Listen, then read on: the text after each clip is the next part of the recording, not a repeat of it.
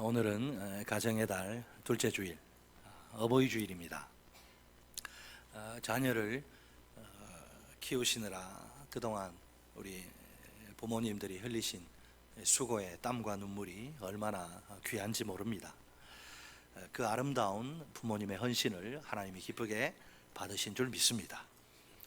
신명기 5장은 모세의 두 번째 설교입니다. 출애굽 2세대와 함께 요단강 근처에 와 있는 모세입니다. 그는 지금 시내산에서 과거에 그 십계명을 받던 그 날을 회고합니다. 여기서 다시 한번 십계명의 내용을 소개합니다. 출애굽 2세대는 광야 생활을 청산하고 이제 가나안 땅에 정착해서 살게 될 것입니다. 그들에게 이전과는 차원이 다른 새로운 시대가 활짝 열리는 셈이지요. 무엇보다 십계명은 모든 율법의 본질입니다. 동시에 하나님과 이스라엘 사이에 체결된 언약의 기초입니다. 이스라엘이 하나님의 언약 백성으로 새 출발하려면 십계명이 절실히 필요합니다. 1계명에서 4계명은 인간이 하나님을 어떻게 섬겨야 하는지를 가르쳐 줍니다. 5계명에서 10계명은 인간이 이웃과 어떤 관계를 맺으며 살아야 하는지를 보여줍니다. 그런데 이웃과의 관계를 보여주는 계명들 가운데 첫째가 부모 공경의 계명입니다. 여기엔 두 가지 이유가 있습니다. 먼저 부모와의 관계가 다른 모든 관계들보다 더 중요하기 때문입니다. 다음으로 이 관계가 다른 모든 관계의 기초가 되기 때문입니다. 십계명은 부모를 공경하는 것이 하나님의 명령이라고 말합니다. 그리고 이 계명에 순종할 때 하나님의 상급이 주어질 것이라 분명히 약속합니다. 솔직히 현대사회는 어떻습니까? 오늘 현대사회 부모 공경을 찾아보기가 참 힘듭니다. 대한민국은 유교의 영향 아래 아주 오랜 세월 동안 효의 도리가 힘을 발휘한 그런 나라가 아닙니까? 안타깝게도 오늘날 효의 도리가 갈수록 빛을 잃어가고 맥을 못 추고 있습니다. 하지만 아무리 세월이 흘러도 하나님의 계명은 결코 변하지 않습니다. 동서고금을 막론하고 하나님은 자녀에게 부모를 공경하라고 명령하십니다. 사도 바울은 부모 공경에 대해 에베소서 6장 2절에서 이렇게 말합니다. 내 아버지와 어머니를 공경하라. 이것은 약속이 있는 첫 계명이니. 아멘. 10계명 가운데 부모 공경에 복이 약속되어 있습니다. 다른 계명에는 상급에 대한 약속이 보이지 않습니다. 물론 넓은 의미에서는 어떤 계명이든 순종할 때 복을 받겠지요. 그러나 계명 그 자체에는 어떤 복을 받을 것이라 구체적인 약속이 없습니다. 이와는 달리 부모 공경의 계명에는 상급이 걸려 있습니다. 이 지점에서 우리는 하나님의 마음을 봅니다. 하나님이 얼마나 간절히 자녀가 부모를 공경하기를 바라시는지요. 자, 오늘 본문은 모세가 광야교회, 이제 광야교회를 청산해야 되는데 모세가 광야교회의 지도자로서 이스라엘 백성에게 마지막으로 전해준 말씀입니다.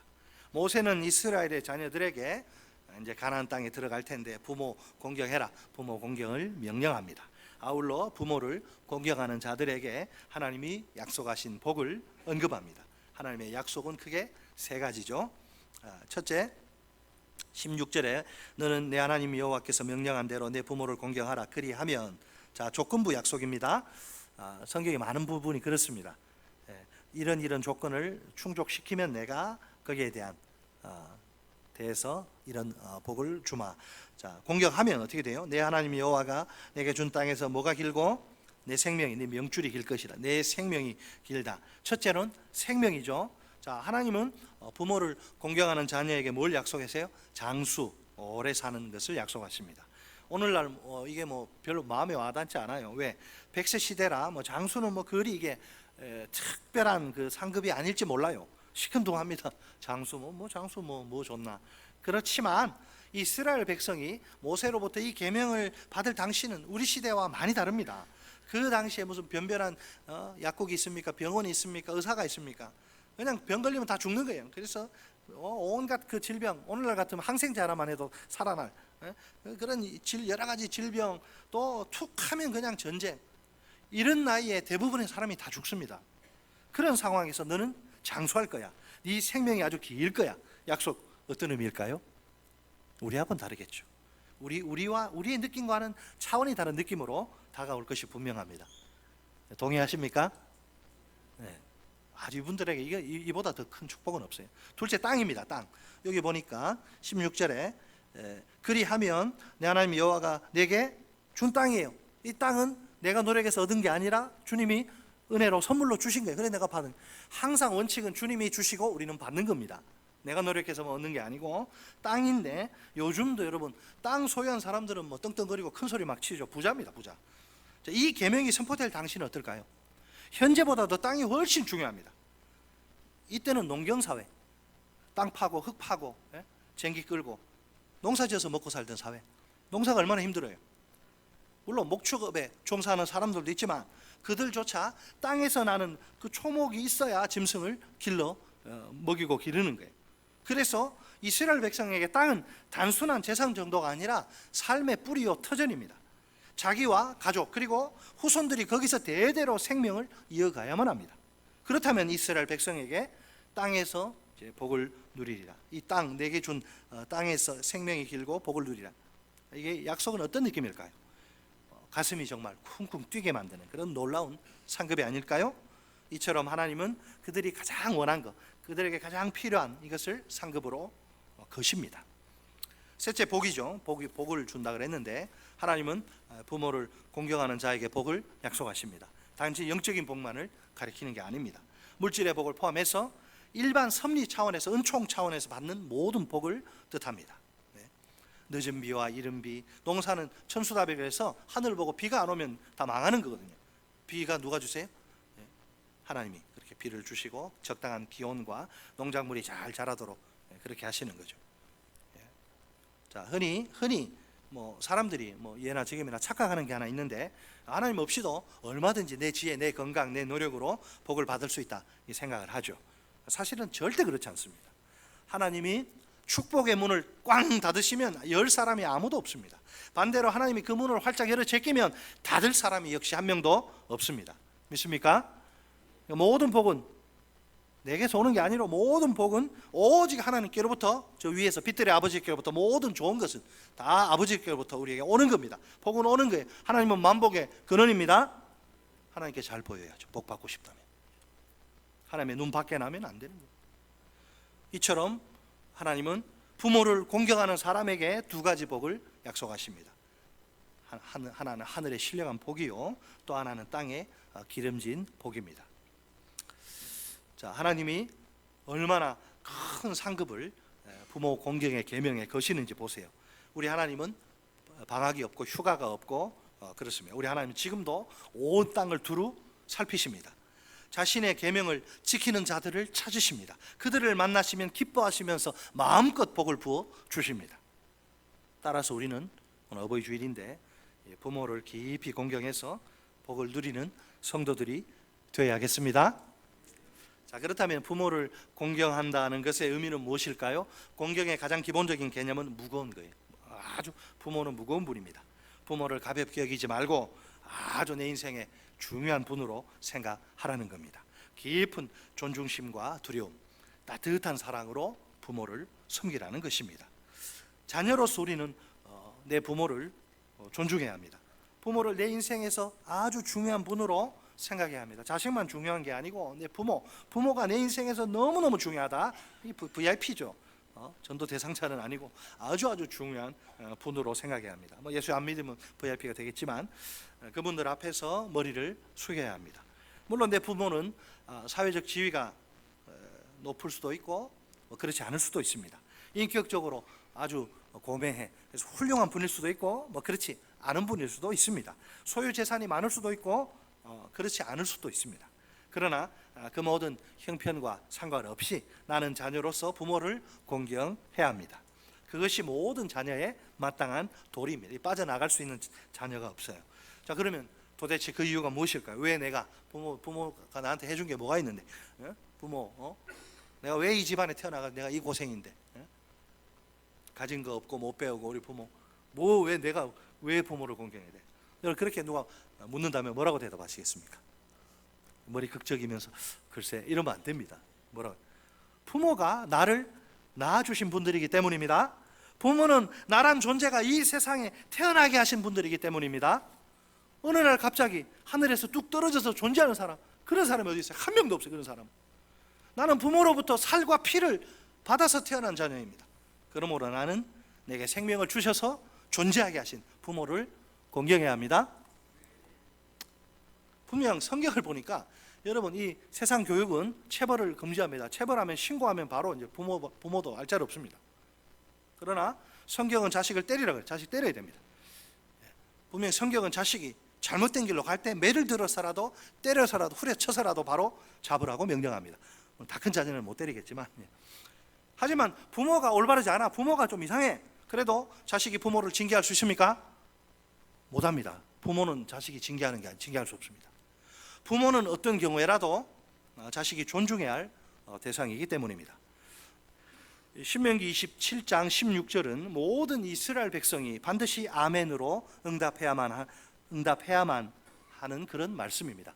저만 여러분에게 아멘을 강요하는 게 아니에요. 하나님도 아멘 해야 된다고 말씀합니다. 그의 부모를 경홀히 여기는 자는 저주를 받을 것이라 할 것이요 모든 백성은 아멘 할지니라. 아멘. 하나님 뭐라고 그러냐면, 야, 부모 공경하면 내가 이런 엄청난 축복을 줄 거야. 이 말 안 듣는 인간들은, 부모를 무시하고 가볍게 여기고 막 모욕하고 공경하지 않는 인간들은 저주를 받을 것이라. 네가 그렇게 설교하고 모든 백성은 아멘해. 하나님 그 이야기하는 거예요. 아멘하여 하나님께 영광을 돌리느니라. 왜 아멘을 다른 교파에 뺏겼습니까? 우리는 아멘을 사랑하시기 바랍니다. 아멘 많이 하시기 바랍니다. 그게 하나님께 영광 돌리는 한 방법이니까. 이 부모를 공경한다는 것은 단지 용돈을 많이 드리는 게 전부가 아닙니다. 부모와 자녀의 관계는 많은 경우에 하나님과 그 자녀의 관계와 아주 비슷합니다. 자, 교회에서 보세요. 열심히 일하고 봉사하고 예배에 꼬박꼬박 참석합니다. 그런데도 정작 하나님에 대해서는 관심이 없어. 별로 하나님 알고 싶지 않고 그냥 하는 거예요. 그냥. 그런 사람을 좋은 성도라고 하지 않죠. 사랑하는 마음이 없이 행하는 모든 신앙의 행위, 아무리 사람들 눈에 그럴듯하게 보여도 그건 외식입니다. 외식일 뿐입니다.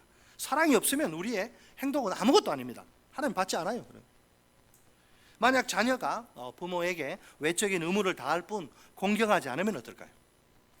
아, 내가 사회적 지위 되고 내가 그래도 대기업에 내가 임원이 돼.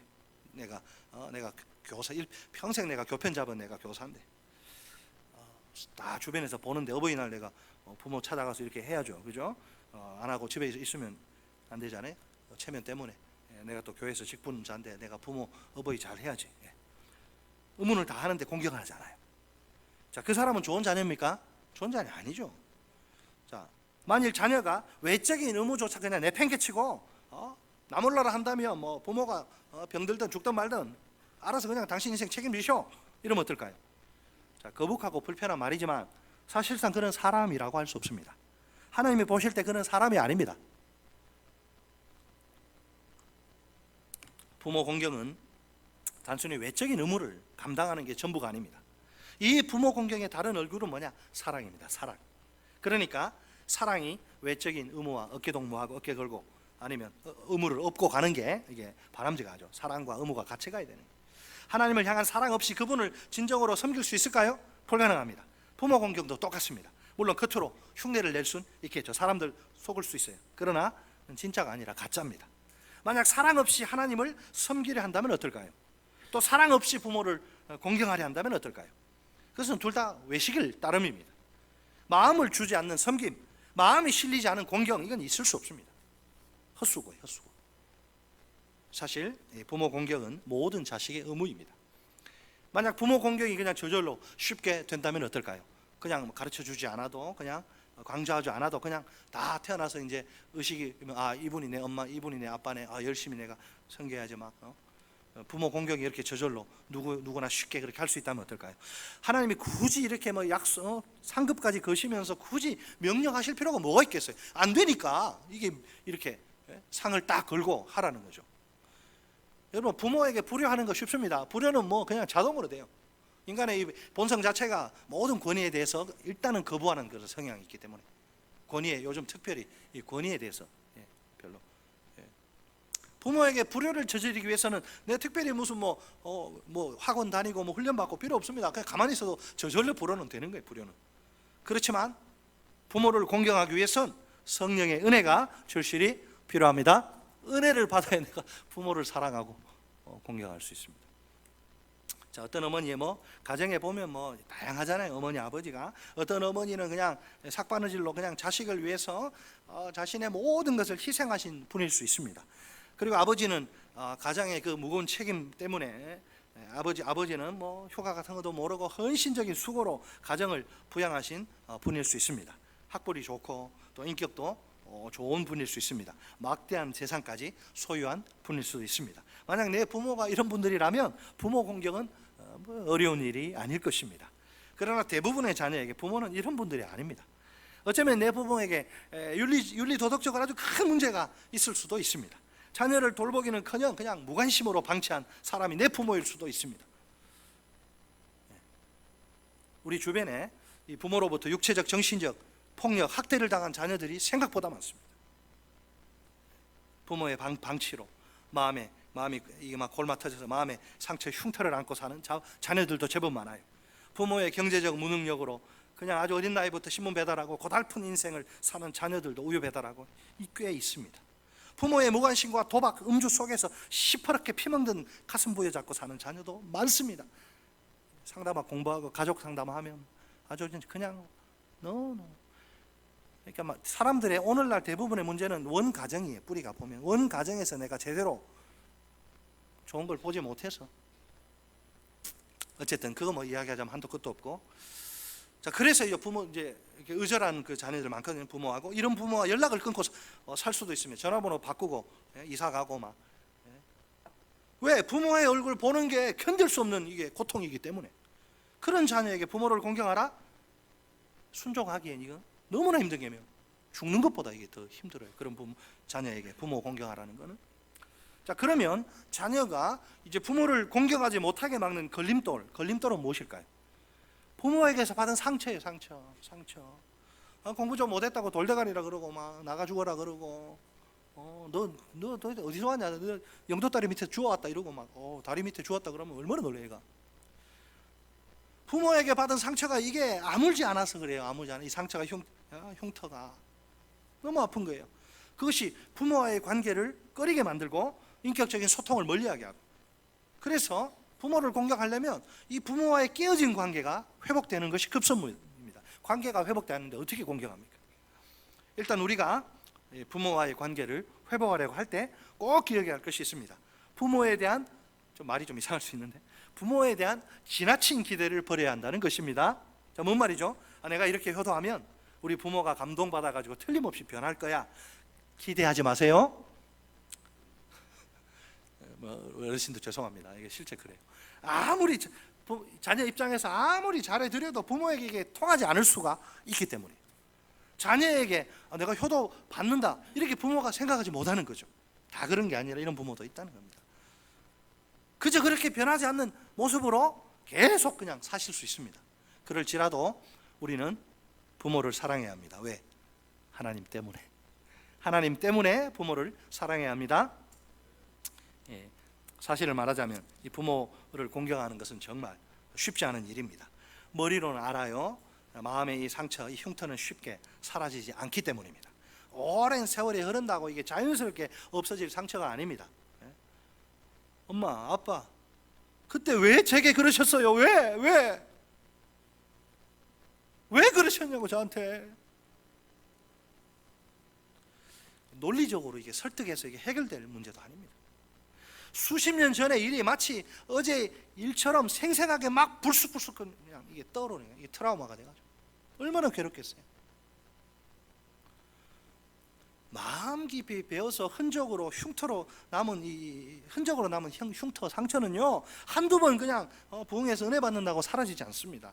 하나님의 은혜가 힘이 없어서 아니에요. 우리 안에 이 죄와 이기심이 너무나 깊이 뿌리 박혀 있기 때문에. 그럼 이 상처를 어떻게 극복할 수 있느냐? 더 크고 지속적인 하나님의 은혜가 필요한 거죠. 폭포수처럼 넘치는 사랑이 우리에게 필요합니다. 자, 전지하신 하나님, 이 모든 걸 모르실까요, 아실까요? 다 아시죠. 이 모든 걸 다 아시는 하나님이 아닙니까? 그럼에도 불구하고 우리에게 부모를 공경하라고 명령하십니다. 만약 네 부모가 공경할 만하거든 이렇게 말씀하시지 않아요. 그저 부모를 공경하라, 어떤 부모인지 없어요, 설명이. 그냥 네 부모 네가 공경하지 누가 공경하냐? 네 부모를 공경하라고 명령하실 뿐입니다. 부모 공경에는 아무런 조건이 없습니다. 그냥 무조건적이죠. 그래서 우리는 먼저 부모를 용서할 필요를 느낍니다. 깨어진 관계를 회복하는 유일한 길이 용서이기 때문입니다. 하나님께로부터 내가 받은 용서의 그 깊이가, 용서의 질이 사랑의 깊이와 사랑의 질을 결정합니다. 하나님의 사랑은 부모 포함해서 사람들에게 받은 상처를 이기게 합니다. 우리 안에 이 쬐끔한 사랑만으로는 이 미움과 상처를 극복할 수 없습니다. 그 보잘것없는 사랑으로는 부모를 사랑하고 공경할 수 없습니다. 하지만 복음은 우리에게 엄청난 자원과 능력을 공급합니다. 깨어진 관계를 회복하는 놀라운 힘을 줍니다. 세상 사람들이 그런 이야기 하죠. 나는 괜찮은데 왜 내가 이런 가정에 태어나서 내가 이 모양 이 꼴이냐. 하나님이 왜 나를 이런 가정에서 태어나게 하시는지 나는 몰라요. 누가 부모 선택한 사람이 누가 있어요? 가정 선택한 사람이 누가 있어요? 어느 날 눈 딱 떠보니까 저분이 내 부모네. 나는 몰라요. 하나님의 섭리 가운데 내가 이런 가정에 제가 얼마나 부러워했는지 몰라요. 엄마 아빠 손잡고 교회 가는 애들 얼마나 부러운지 몰라요. 왜 나를 이런 가정에서, 저는 제 인생에 아버지가 꼭 필요한 순간에 아버지가 안 계셨어요. 1년 11개월 동안 유조선, 기름 수출하는 그 탱커 유조선 타고 평생을 두 아들 대학 공부시키느라고 눈물 나는데, 아버님 소원이, 여러분 그냥 웃으면서 들으세요. 아버님이 제가 이제 개척하고 얼마 뒤에 돌아가셨는데, 아버님이 자꾸 로또를 사시는 거예요. 아버님 로또 사지 마세요. 우리 아들 교회 좀 멋지게 지어주고 싶어서. 그게 부모죠. 뭔 이야기 하다가 왜 나를 이런 가정에서 태어나게 했어? 나는 몰라요. 그러나 하나님의 섭리는 우리 인간의 모든 지혜를 뛰어넘습니다. 부모가 사랑받을 만하기 때문이 아니에요. 우리가 먼저 용서받았기 때문입니다. 하나뿐인 아들을 십자가에 내어주시기까지 우리를 사랑하신 하나님이 아닙니까? 그 아버지의 사랑 때문에, 그 사랑을 내가 받았기 때문에, 내가 알기 때문에 부모를 용서하는 것입니다. 여러분, 신앙 안에서 효도가 뭐예요? 부모님께 좋은 것을 받았기에 하는 것이 아닙니다. 그분들이 불쌍해서 하는 것도 아닙니다. 우리가 하늘 아버지께 사랑을 받았기 때문에 하는 겁니다. 하늘 아버지께 받은 이 사랑 때문에, 이 어마어마한 사랑 때문에, 내가 그 사랑의 깊이와 넓이와 높이와 강도를 알기 때문에 이 땅에 부모님을 사랑하는 것입니다. 하나님이 어떤 사랑으로 나를 용서해 주셨는데요, 그 용서의 사랑을 한번 깊이 생각해 볼까요? 본문 책갈 펴놓으시고 요한 1서 3장으로 가겠습니다.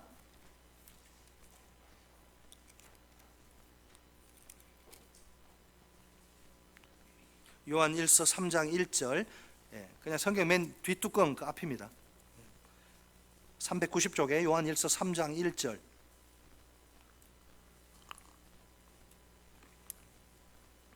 예, 3장 1절 찾으셨어요? 390쪽에 요한 1서 3장 1절 시작. 보라, 아버지께서 어떠한 사랑을 우리에게 베푸사 하나님의 자녀라 일컬음을 받게 하셨는가. 우리가 그라도다. 그러므로 세상이 우리를 알지 못함은 그를 알지 못함이라. 아멘. 이 필설로 표현할 수가 없는 하나님의 사랑, 우리를 자녀 삼으시기 위해서 하나님이 어떤 사랑을 부어주셨는가, 그걸 표현할 길이 없으니까 아버지께서 어떤 사랑을 우리에게 베푸사 하나님의 자녀라 일컬음을 받게, 너 이거 모르느냐? 이걸 알지 않느냐? 우리가 그라도다. 누구 때문에 주님 십자가 지셨나요?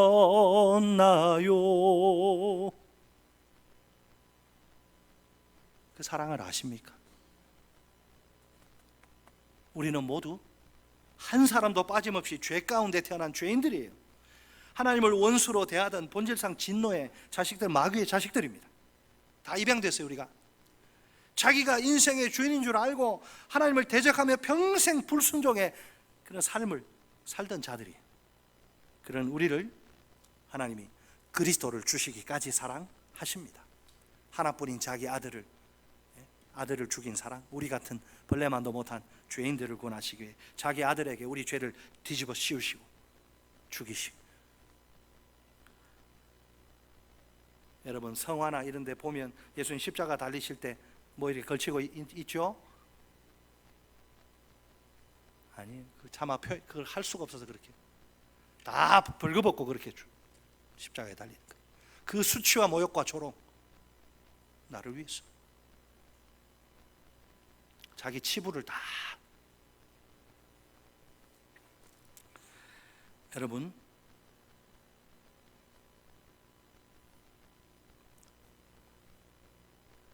하나님은 그 놀라운 사랑으로 우리 하늘 아버지가 되어 주십니다. 육체 아버지에게서 받지 못한 사랑을 내게 넘치도록 채워 주십니다. 육신의 어머니에게서 받지 못한 돌봄을 내게 베풀어 주십니다. 그리고 우리에게 부모를 공경하라고, 사랑하라고 말씀하십니다. 하늘 아버지는 우리가 부모를 공경하는 것을, 사랑하는 것을 크게 기뻐하십니다. 그래서 우리는 부모를 공경하려고, 사랑하려고 노력합니다. 우리가 그렇게 살 수 있도록 하늘 아버지가 힘을 끊임없이 제공하십니다. 그러므로 우리는 그렇게 살면서도 내가 잘나서, 내가 공로가 있어서라고 생각하지 않습니다. 오히려 모든 것이 하나님의 은혜라고 고백합니다. 보통 자녀들은 자기 부모에게 상처받았다고 말합니다. 친한 사람에게 그것을 막 털어놓죠. 자기 부모가 얼마나 나쁜 사람인지, 나는 괜찮은 사람인데 부모가 얼마나 나쁜 사람인지를 말하는 거예요. 과연 부모는 어떨까요? 사실을 말하자면 부모도 자녀로부터 상처를 많이 받습니다. 하지만 부모는 자녀에게 받은 상처를 이 사람 저 사람에게 말하지 않습니다. 그 대신 조용히 마음에 간직합니다. 그러다 보니 자녀들이 종종 오해하는 경우가 발생합니다. 내가 이런 사람이 된 것은 부모가 내게 잘못했기 때문이라고 말입니다. 자기는 원래 괜찮은 자녀라는 거예요. 자기가 부모를 잘못 만나서 이렇게 고생한다는 거예요. 그러나 그 자녀가 부모가 되면 비로소 부모의 심정을 이해하게 됩니다. 아버지가 왜, 어머니가 왜 그렇게 하셨을까?